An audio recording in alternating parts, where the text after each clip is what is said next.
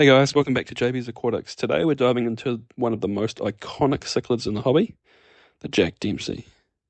These fish are one of my favourites, bold, beautiful and full of personality. Before we get started, make sure to like and subscribe and tap the bell so you don't miss the future episodes.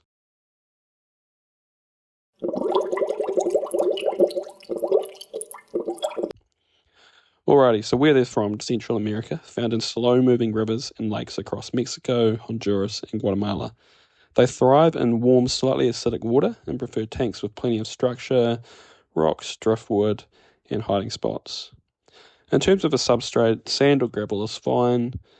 They have been released in other parts of the world, unfortunately, so they are now in countries such as Australia and their waterways. For a single adult Jack Dempsey, you'll need at least 200 litres, which is about 55 US gallons, although in order to get the best out of the fish and provide the best life for it, I highly recommend 75 gallons minimum, or a 300 litre tank. If you're keeping a pair or adding tank mates, go larger. These fish are territorial and need space to reduce aggression. They prefer water temperatures between 24 to 28 degrees Celsius or 75 to 82 degrees Fahrenheit with a pH range of 6.5 to 7.5, and strong filtration is essential. They are messy eaters, love to dig. In terms of size and variance, Jack Dempseys can grow up to 25 centimetres or about 10 inches, so they are quite a big fish. They're one of the larger cichlids commonly kept in home aquariums, and they are very stunning. There's different variants. There's electric blues, which are a smaller, less aggressive fish. These fish are traditionally a little bit weaker and more sensitive to water parameters not being quite right, and are overbred in the hobby, so the genetics aren't quite there.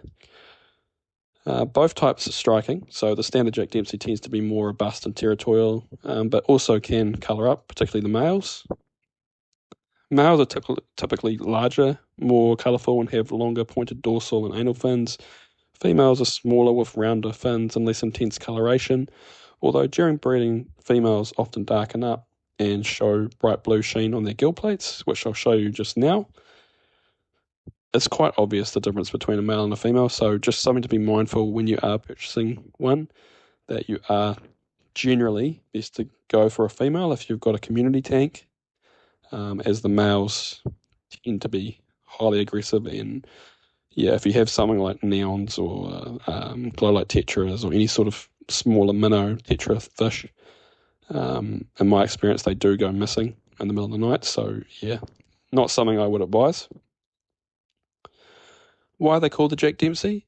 These fish were named after the legendary American boxer Jack Dempsey, who was famous in the 1920s for his aggressive fighting style.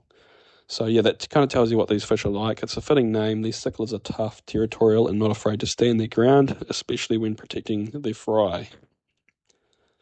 If you do choose to breed them, just be really wary that, they do live up to their name, and they will kill all the other fish in the tank. And it's not uncommon actually for the males to kill all the fry and the female.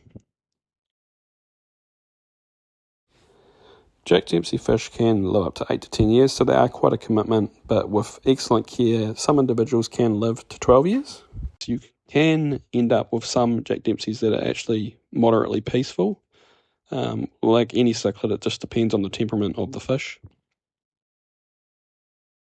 Jack Dempseys are an intelligent and interactive fish. They are usually not ideal for community tanks, although if you're going to do this, I suggest you get a female.